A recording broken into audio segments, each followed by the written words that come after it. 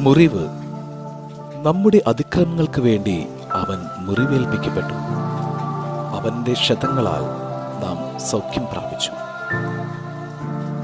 അവർ ആവശ്യപ്പെട്ട മനുഷ്യനെ, കലാപത്തിനും കൊലപാതകത്തിനും കാരാഗൃഹത്തിൽ അടയ്ക്കപ്പെട്ടിരുന്നവനെ അവൻ വിട്ടയക്കുകയും യേശുവിനെ അവരുടെ ഇംഗിതത്തിന് ഏൽപ്പിച്ചു കൊടുക്കുകയും ചെയ്തു. ഈ ലോകത്തിൽ പേരിനും പണത്തിനും പ്രശസ്തിക്കും സ്ഥാനമാനങ്ങൾക്കും വേണ്ടി മാത്രം നിലകൊള്ളുമ്പോൾ നീതിക്കും വിശുദ്ധിക്കും മുൻപിൽ നമ്മൾ അറിയാതെ കണ്ണടച്ചു പോകുന്നു എന്ന് ക്രിസ്തു ഓർമ്മപ്പെടുത്തുകയാണ്. ദൈവമേ, ഈ ലോകത്തിനു മുൻപിലും മറ്റുള്ളവരുടെ മുൻപിലും ലൗകിക അധികാരങ്ങൾ സ്വന്തമാക്കുവാൻ വേണ്ടി നീതിയും വിശുദ്ധിയും മറന്ന് പ്രവർത്തിച്ച് അങ്ങേ മുറിപ്പെടുത്തിയതിന് മാപ്പ്. ഇനി ലോകത്തിന് അടിയറവ് പറയാതെ ഏത് സാഹചര്യത്തിലും നീതിയിലും വിശുദ്ധിയിലും ജീവിക്കുവാൻ എന്നെ പഠിപ്പിക്കണമേ.